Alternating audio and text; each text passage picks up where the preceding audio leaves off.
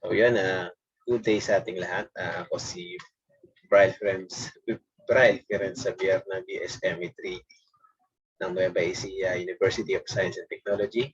At nandito ako para i-discuss ang AC or DC generator or generator to be general. Yan. Isa sa mga pag-uusapan natin dito is yung parts ng generator, parts na kailangan natin para gumana, then small differences o yung pagkakaiba ng AC sa DC generator, then yung principle working generator yung nakikita natin sa screen. Ayan, madi-discuss natin yan mamaya. First topic for the day is parts of the generator. Ang kinuha ko lang dito is yung main parts ng generator, which is yung armature. This is a power of generating component in a generator in which the output voltage is produced. It is made of laminated steel core consisting of coils of copper wire wound around it, which called armature windings. Ganyan yung tsura niya sa totoong buhay. Ito yung armature, kung makikita natin, yung nasa gitna. Armature, yan. Ma-explain natin yan mamaya. Yan yung, kumbaga, siya yung nagsusupply ng current para umikot siya sa isang generator.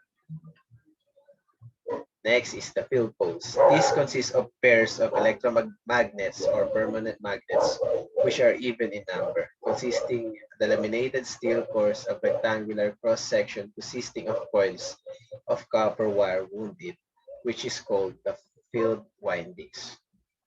So itong field poles na to is makikita natin siya sa kadalasan sa mga magnets or electromagnets. Magnets have north and south poles. Kung matatandaan natin sa mga pinag-aralan natin ng mga past few years para sa mga high school, na yung north and south pole, they repel each other. They attract each other, while similar poles repel each other. So ganito lang yung nangyayari dito. Kung sa dalawang magnets is, kung yung isang magnet is i-connect mo siya sa isang rod, and then ay ikot siya kada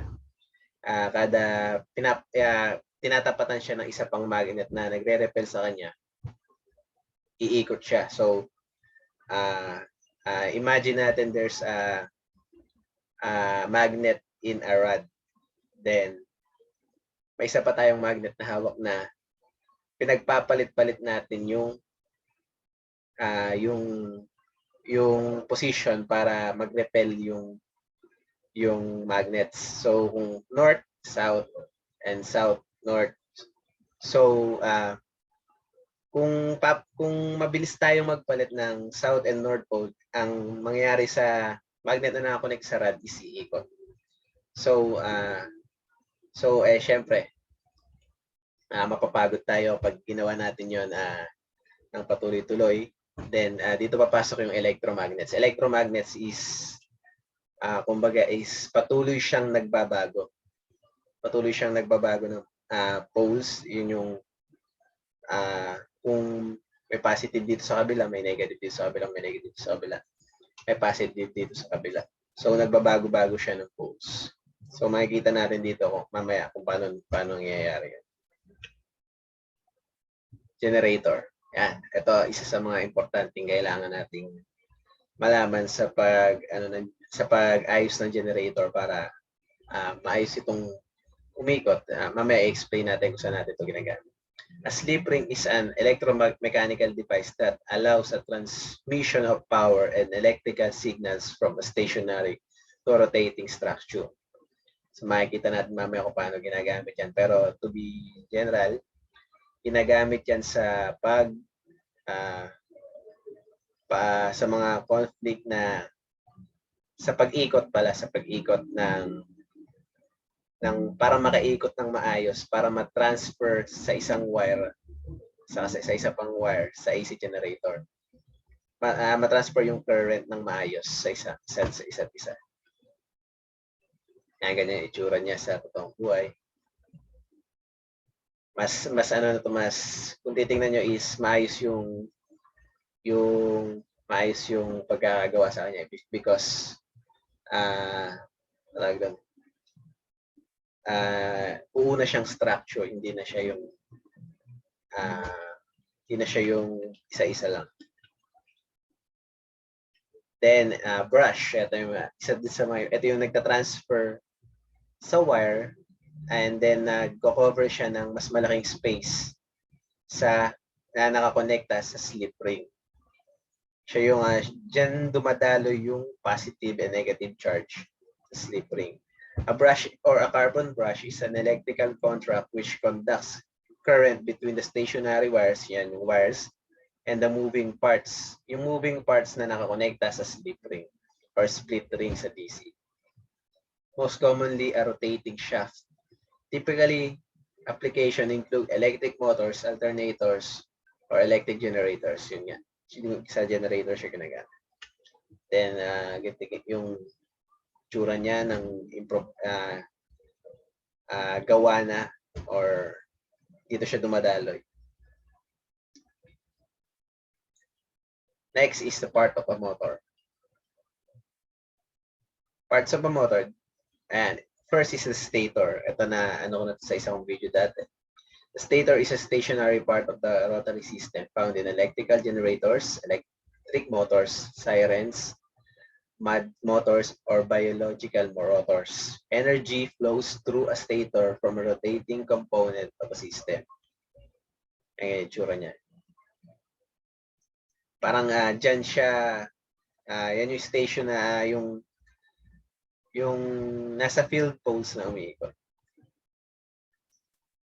A rotor is a moving component of electromagnetic system in the electric motor, electric generator, or alternator. It's rotating due to interaction between the windings and the magnetic field which produce a torque around the rotor's axis. Mamaya explain ko yan kung paano umiikot yung rotor, which is yun nga sinabi ko kanina, yung pag-ikot ng north and south pole sa isang north and south pole pa. Or kung may electromagnet naman, umiikot na nagbabago-bago is ikot yung north and south pole na magnets doon.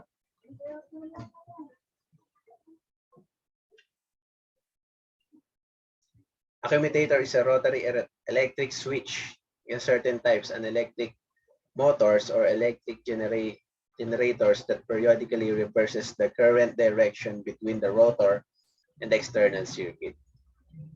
So, kumbaga is pag walang commutator is tuloy-tuloy lang yung pagdaloy ng electric current sa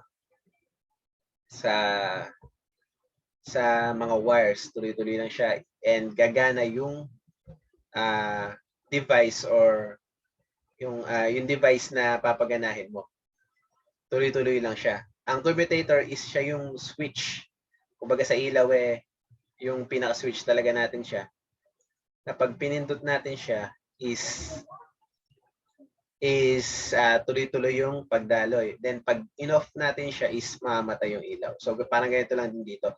Pag nawala, pag tinanggal natin yung commutator is hindi dadaloy yung pag merong commutator, pag tinanggal natin, hindi dadaloy yung current. Then pag in-on natin, dadaloy siya.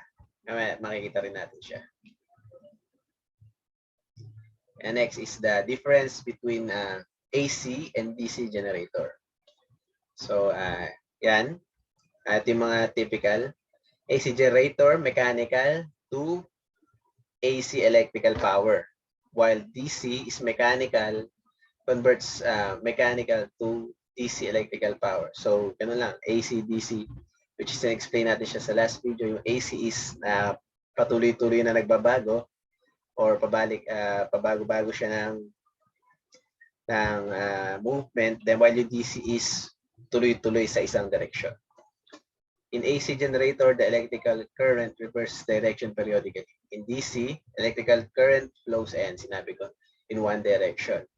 In an AC generator, the coil through which is the current flow is fixed while the magnet moves.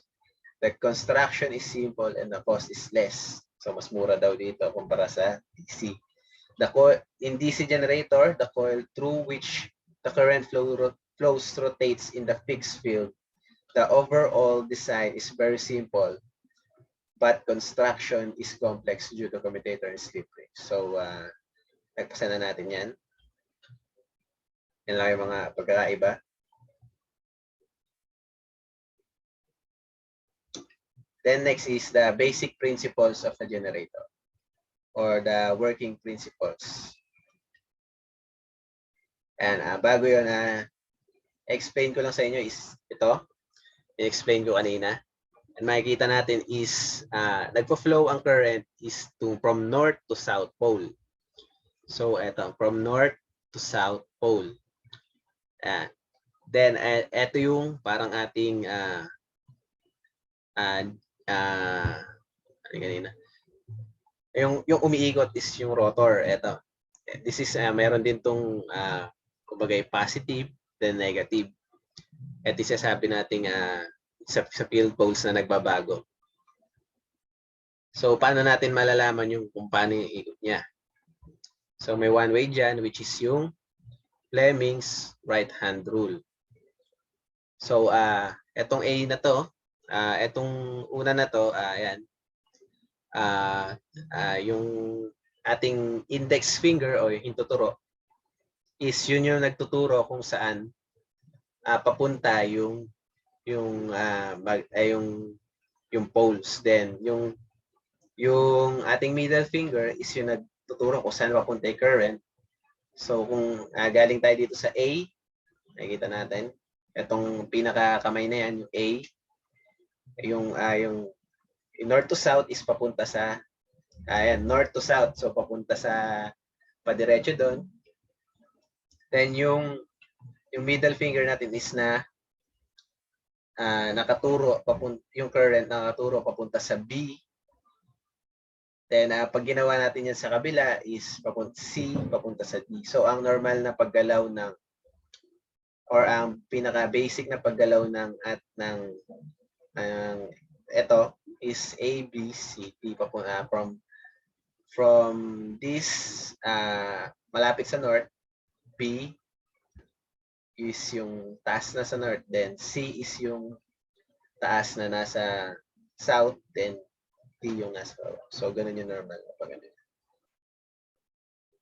So yun, para AC generator, yun sa working principle is kung iikot siya, kung iikot siya is para nagbabago-bago yung ano niya, yung pag-ikot niya. So kumbaga is from etong malapit sa north na kulay pink is pag umikot na siya at pumunta siya dito sa tabi ng south, yung kulay pink na to, magbabago yung pag-ikot niya, magiging pababa na siya. Kung dito pataas siya, sa kabila is pababa na siya. Magiging pababa na yung kulay pink. Tapos yung kulay blue naman, pag pumunta dito sa north, is magiging pataas na siya. So, ganyan yung pabago-bago na habang umiikot yung poles yung poles natin. Then, para mag-ano siya, i-connect siya sa wire sa AC generator, i-connect siya sa wire para mag-continue yung flow mula dun sa poles natin. Then, kung makikita natin dito, pag kinonect natin siya ng directly to the wire is, ang magiging problem niya is mapupulupot siya. So, ano ang dapat gawin? Yan. Dito papasok yung ating split rings and brushes. Makikita nyo, yan, is pag umikot siya, yung isang end of the rod is nakakonekta siya sa kabila, which is yung sa isa, sa pinakalikod, then yung isa is to sa harap, then tigisa sila ng connection ng brushes or carbon brushes. And habang umiikot siya, which is ito yung positive, yung malapit sa north, is papunta siya dito. Yan. Una niyang flow is papunta dito. Then, pag pabalik na siya, babalik na siya. Parang, I mean, papunta siya sa kanan, then yung isa is papunta na sa kaliwa. So, yun ang makikita sa AC, which is pabago-bago talaga yung direction ng current niya. Next is yung sa DC. So, kung DC naman is, kailangan natin siyang i-connect lang siya sa parang isang brushes, but kasi ang ano niya is direct current lang siya, tuloy-tuloy lang siya. But pag ang brushes natin is maliliit lang. So kumbaga pag yung dalawang rod natin is hindi nakakonect sa dalawang brushes, is hihinto siya. So ano ang dapat gawin? Yan. Mag-focus muna tayo dito. Ito yung tinatawag na split ring nasa gitna.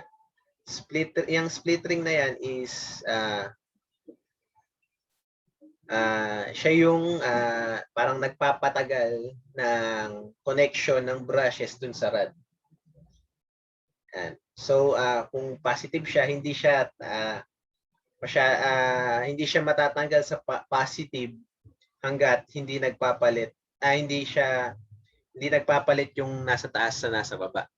So ganun din sa negative, hindi papalit dun sa part ng nasa taas hanggat hindi siya bumababa. Hindi siya tumataas. Yung taas, kaya pag napunta sa baba is magiging negative yung current niya. Yung taas, yung baba pag napunta sa taas is magiging positive yung current niya. So ganyan lang, is tuloy-tuloy yung pag-flow ng current. At ito yung tinatawag na commutator.